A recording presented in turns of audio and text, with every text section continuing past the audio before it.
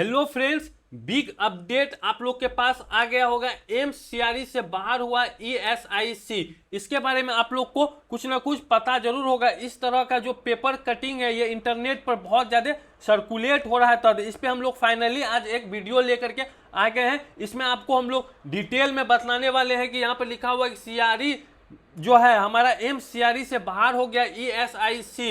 ये क्या सही न्यूज है या फेक न्यूज है, ये कितना सही है और कितना गलत है, इन सब पे हम लोग आज डिटेल में बात करेंगे कि ये कितना सही है। तो इस पे हम लोग पूरा डिटेल में बात करने वाले हैं। इसमें लिखा हुआ अब पुराने पैटर्न पर स्वतंत्र परीक्षा कराएगा ईएसआईसी। ईएसआईसी को आप लोग जान रहे होंगे, ईएसआईसी क्या है तो बोलिएगा एम्प्लॉइज स्टेट इंश्योरेंस कॉर्पोरेशन होता है। इसके बारे में आप लोग बहुत अच्छे से जान रहे होंगे कि कोर्ट का केसों से बचने के लिए बड़ा फैसला लिया है क्या, तो एमसीआरई से इसको सेपरेट कर दिया गया है ईएसआईसी।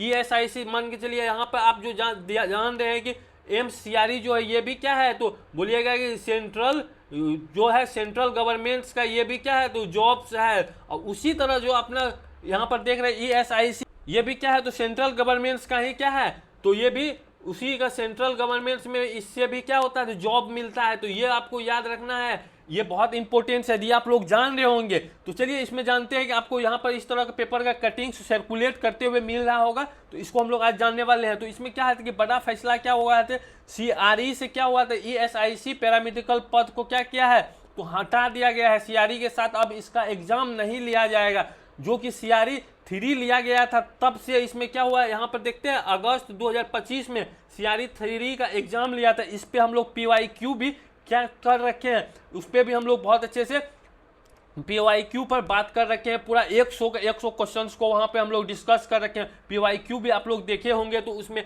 बात की है। तो उसी जो एग्जाम हुआ था 2025 में जो अगस्त में लिया गया था, उसका जो भर्ती चयनित जो उम्मीदवार था उसी के क्वालिफिकेशंस पर कुछ क्या हुआ कॉन्फ्लिक्ट हो गया। उसी पे बड़ा विवाद होने लगा कि जो क्वालिफाई कर लिया ईएसआईसी के जो थ्रू गया था तो उसको क्या हुआ ज्वाइन कराने में कॉन्फ्लिक्ट होने लगा। वही मामला कोर्ट में चला गया, तो उसी के अकॉर्डिंग्स यहाँ पर क्या करा गया है तो तय किया गया है कि जो एमसीआरई है उसको उससे अलग कर दिया जाएगा। ईएसआईसी जो होगा उससे अलग रहेगा, अपना सीआरई जो अपना कंडक्ट करवाता है वो करवाएगा। अभी जो फिलहाल में रिसेंटली हम लोग एमसीआरई 5 को क्या किया एग्जाम दे करके फ्री हुए हैं, उसका भी हम लोग क्या किए थे तो पूरा एकदम तैयारी किए थे, शुरू से अंत तक हम लोग बहुत मस्ती से तैयारी किए थे, मॉक टेस्ट चलाए थे, पीवाईक्यू चलाए थे। तो उसी तरह से अब यहाँ पर इसका बम्पर क्या आने वाला है तो वैकेंसी इसका आने वाला है। यह आप लोग ध्यान रख लीजिए कि इस साल के एंड में या 2027 के फर्स्ट में क्या होगा इसका वैकेंसी जरूर आने वाला है, ईएसआईसी का वैकेंसी आने वाला है। तो इसीलिए अगर आप लोग अब तक तैयारी स्टार्ट नहीं किए हैं तो आपको तैयारी स्टार्ट कर देना चाहिए, क्योंकि एसएससी का भी इसमें आने वाला है। इस कुछ दिन पहले जो बहुत स्टूडेंट्स का ये डाउट था कि आरआरबी में जो रिक्वायरमेंट्स आया हुआ है उसमें क्या ओटी वाले का है, तो आपको याद रखना है कि ओटी का उसमें नहीं है। बाकी जितने भी पैरामेडिकल है उसका है, तो आप उसमें जो अदर कोई कोर्स से है तो उस सब वहां पर जाकर के आप क्या कर सकते हैं फॉर्म भर करके उसको एग्जाम को आप लोग दे सकते हैं। तो वो आप लोग को पता होगा। तो ये आपको ये समझ में आ गया कि जो अगस्त में जो लिया गया था सीआरई, इसमें जितने भी उम्मीदवार क्या हुआ क्वालिफाई किया था उसका क्या हुआ चयन जो प्रक्रिया है उसमें आप ज्वाइनिंग नहीं कराया है, तो यही क्या हुआ कोर्ट तक मामला गया और इस तरह का मामला आया। ये अगर अलग हुआ है तो इससे हम सारा एस्पिरेंट्स को क्या होगा तो इससे लाभ है, प्रॉफिट है, क्योंकि हजारों की संख्या में क्या हो सकता है वैकेंसी आ सकता है। ये आपको याद रखना है, ये बहुत बड़ा फैसला भी है और ये ऑथेंटिक है, ये चीज आपको याद रखना है। लेकिन कोई इसका वेबसाइट जो कि ऑफिशियल नोटिफिकेशन अब तक जारी नहीं किया गया है, ये भी आपको याद रखना है। ये सर्कुलेट हो रहा है, कई तरह का सर्कुलेशन हो रहा है, इस पे अब न्यूज बन रहा है, लेकिन इसका जो ऑफिशियल जो वेबसाइट्स है वो अब तक नहीं इस तरह का जारी किया गया, कोई नोटिफिकेशन नहीं जारी किया। इसमें क्या है कि मामला कोर्ट में होने के कारण कई अभ्यर्थी की रुकी हुई ज्वाइनिंग है, यानी रुकी हुई है, और विभाग अब किसी नए कानून अड़चन में नहीं फंसना चाहता, इसीलिए सीआरई से क्या किया गया है तो एमसीआरई से इसको अलग कर दिया गया है। यहाँ पर भविष्य की योजना जो है स्वतंत्र भर्ती और बम्पर वैकेंसी आने का क्या है यहाँ पर संभावना बहुत प्रबल है, ये आपको याद रखना। ईएसआईसी में वर्तमान में पैरामेडिकल स्टाफ के हजारों पद हैं खाली, ये तो आपको क्लियर होगा कि इसमें क्या है हजारों पद यहाँ पर खाली है। तो इसके लिए आप लोग क्वालिफाई कर सकते हैं। इसके लिए आपको तैयारी प्रॉपर करना स्टार्ट कर देना है। हो सकता है कि 2026 के लास्ट में या 2027 के फर्स्ट में आपको वैकेंसी देखने को मिलेगा, तो आपको तैयारी करते हुए जाना। आप जब नहीं तैयारी करेंगे तो इस तरह का सेंट्रल गवर्नमेंट्स का एग्जाम अगर आपसे इंटरेस्टेड है तो आपको तैयारी करना चाहिए, क्योंकि अगर आप 2 महीना 3 महीना का तैयारी में इस तरह के एग्जाम को क्वालिफाई नहीं कर सकते हैं, आपको प्रॉपर क्या करना पड़ेगा, तैयारी करना पड़ेगा। तो ये आपको याद रखना है। हमारे चैनल पे आपको सारा इसका कंटेंट मिलता हुआ मिलेगा। जो ओटी का स्टूडेंट्स उसके लिए हमारे चैनल बहुत बेस्ट है। आप ओटी वाले को लिए मेरे चैनल पे आपको कंटिन्यू देखना है। हम PYQ और MCQ और टेस्ट सीरीज वगैरह चलाते रहते हैं और कॉन्सेप्चुअल भी हम लोग बात करते हैं। देखिए वर्ष 2027 में बम्पर भर्ती आने की प्रबल संभावना जताई जा रही है। ये आपको याद रखना। अब पुराने पैटर्न और अपने नियमों के हिसाब से ही परीक्षा कराएगी। इससे पहले जो था ना अपना ESIC जो है अपना अलग क्या करता था, एग्जाम करवाता था, लेकिन इसको क्या किया, एम्स के साथ कंबाइन करके फिर एग्जाम लेने लगा, लेकिन कॉन्फ्लिक्ट हो गया, अब उसको अलग अलग कर दिया। तो ये आप लोगों के लिए बहुत अच्छा है। यहाँ पर लिखा हुआ है कि AI का इनसाइट्स भी इसका कुछ स्टोरी है, ये देखिएगा, लेकिन इसका कोई ऑफिशियल वेबसाइट्स पे अब तक इसका कोई नोटिफिकेशन नहीं आया। ये आपको याद रखना है। चलिए इतना आपको अब क्लियर हो गया होगा। तो देखिए इसमें किस पद पे आ सकता है, OT असिस्टेंट्स का या OT टेक्नीशियन का आ सकता है, लैब टेक्नीशियन का है, रेडियोग्राफर का है, फार्मासिस्ट का भी आ सकता है, नर्सिंग ऑफिसर का और अन्य पैरामेडिकल जो पद है उसके लिए आ सकता है। ये बिग अपडेट है, ये आपको याद रखना। चलिए इसका सिलेबस को हम लोग देख लेते हैं कि ये जो है आप लोग को जो इसमें कंफ्यूजन होगा उस पे हम लोग थोड़ा सा बात कर लेते हैं, आपको थोड़ा क्लियर कर देते हैं। जो ESIC जो है इसका आप लोग समझ रहे हैं कि एम्प्लॉइज स्टेट इंश्योरेंस कॉर्पोरेशन के अंदर में आता है, जो कि सेंट्रल गवर्नमेंट्स का ये जॉब है।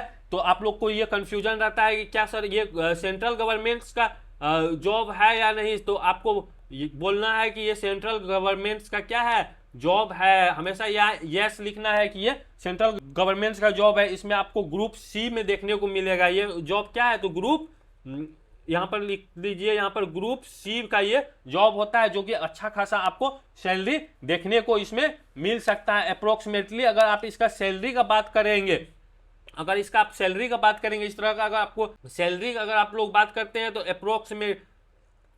अप्रोक्सीमेटली आपको सैलरी देखने को मिलेगा 35K टू 40K आपको इसमें देखने को मिल सकता है। ये आपको याद रखना है कि इतना आपको देखने को मिल सकता है, यानी कि 30,000 से लेकर के 40,000 आपको देखने को मिल सकता है, यानी कि शुरुआती में, और ये बढ़ करके आपको आगे तक जा सकता है। ग्रुप C का ये जॉब है, ये आपको याद रखना है। ये क्या है, ग्रुप C का ये जॉब है। एंड और किसी को ये हमेशा डाउट रहता है कि इसका जो सिलेबस क्या होता है, सिलेबस के बारे में भी आपको बतलाएंगे, लेकिन ये आपको याद रखना है कि ये जो है ये आपको आएगा किस में, तो ministry of labour and employments के अंदर में ये आता है, जो कि ESIC भारत सरकार के श्रम एवं रोजगार मंत्रालय के अंदर में आता है। वही इसका प्रशासनिक जो नियंत्रण का कार्य करता है, ये आपको याद रखना है। अगर आपसे पूछेगा ये किसके अंदर में आता है, तो आपको हमेशा याद रखना है कि ये किसके अंदर में, तो मिनिस्ट्री ऑफ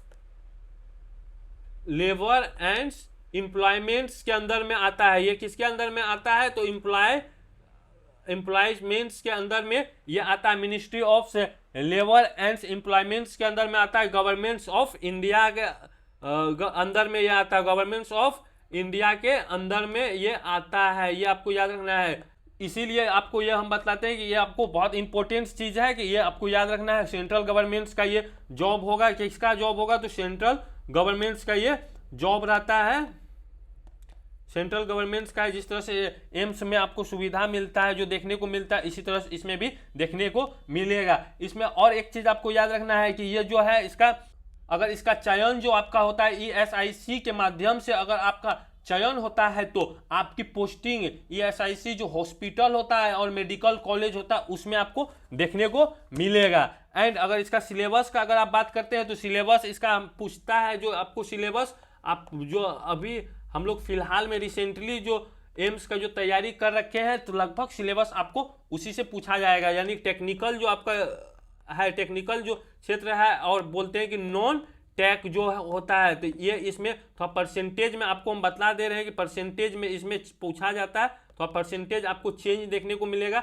जो हमारा डोमेन सब्जेक्ट्स होता है, डोमेन जो हम लोग बीएससी में पढ़ रखे हैं या कोई डिप्लोमा कर रखा है, अगर बीएससी वाला है तो उसके लिए बहुत बेस्ट इसमें होने वाला है। तो उसमें आपको ये याद रखना है 70 से 80% इसमें पूछा जाता है, लगभग आपको वही सीआरई जैसा ही देखने को मिल सकता है। एंड इसमें नॉन टेक का अगर सिलेबस का बात कीजिएगा तो वही आपको 30 से 20% इसमें देखने को मिलेगा। और इसका सिलेबस का अगर बोलेंगे तो सिलेबस पे भी हम बहुत डिटेल में आपको बतलाएंगे। अगर इसका कुछ वैकेंसी का बात आने वाला है तो उस पर बतलाएंगे। उसके बाद आपको इसका मॉक टेस्ट, उसके बाद MCQ हमारे चैनल पे आपको देखने को मिलेगा। तो आप हमारे चैनल पे बने रहिएगा और आपको देखने को तैयारी में आपका बहुत अच्छा साथी रहने वाला है। खास करके हम OT से रिलेटेड जो स्टूडेंट्स है उसके लिए हमारा चैनल बेस्ट है आपके लिए। और आप यहाँ पर और जो एम्स का तैयारी कर रखे हैं उन सब के लिए तो पता ही होगा। तो ये अब तक आपको क्लियर हो गया होगा कि ये जो सर्कुलेट जो हो रहा था ये पेपर, ये अब आपको बहुत अच्छे से क्लियर हो गया होगा। आई होप, हम उम्मीद करते हैं कि आपको ये अब तक क्लियर हो गया। ये आपको याद रखना है कि ये कोई वेबसाइट्स पे नहीं हुआ है। अब तक जो भी आप यूट्यूब पे और कोई भी वीडियो जो देख रहे हैं तो ऑफिशियल वेबसाइट्स पे अब तक ये नहीं आया है। लेकिन ये जो आप देख रहे हैं इसका परसेंटेज को भी आप लोग जान लीजिए कि कितना परसेंटेज ये सही हो सकता है। तो हम अपने अनुमान के हिसाब से आपको बतला रहे हैं कि इसका जो परसेंटेज होने वाला है वो परसेंटेज आपको 50%। ये जो आप देख रहे हैं, ये जो न्यूज अभी सर्कुलेट हो रहा है 50%, ये क्या है, राइट है, यानी कि ये क्या है, करेक्ट है। यानी कि 50% आपको करेक्ट देखने को मिलेगा। 50% ही इसका क्या करते हैं, अनुमान लगाते हैं कि ये सही है। काहे कि इसमें बहुत सारा बात क्या है, 50% से कम इसमें हमको डाउट देखने को मिल रहा है। तो अब तक आपको ये कन्फ्यूजन दूर हो गया होगा। लेकिन आपको तैयारी करना है। इसका जो वैकेंसी आने का ये प्रबल सबसे ज़्यादा यही चांस है कि इसका वैकेंसी आपको आएगा, यानी वैकेंसी ये देखने को मिलेगा। लेकिन इसका जो रूल्स वगैरह है इसमें कुछ आपको चेंज देखने को मिलेगा। जैसे ही नोटिफिकेशन आएगा वो हम तुरंत आपके पास, सबसे पहले आपके पास हम पहुंचाने का और वीडियो बनाने का कोशिश करेंगे। अगर हमारे चैनल पे आप नए आए हुए हैं तो वीडियो को लाइक एंड चैनल को सब्सक्राइब जरूर कर दीजिएगा। साथ ही बेल आइकन को भी प्रेस कर दीजिएगा, इससे कि जो भी वीडियो हम अपलोड करें वे आपके पास सबसे पहले पहुंच सके। तब तक पढ़ते रहे, प्रैक्टिस करते रहे। Thank you for watching.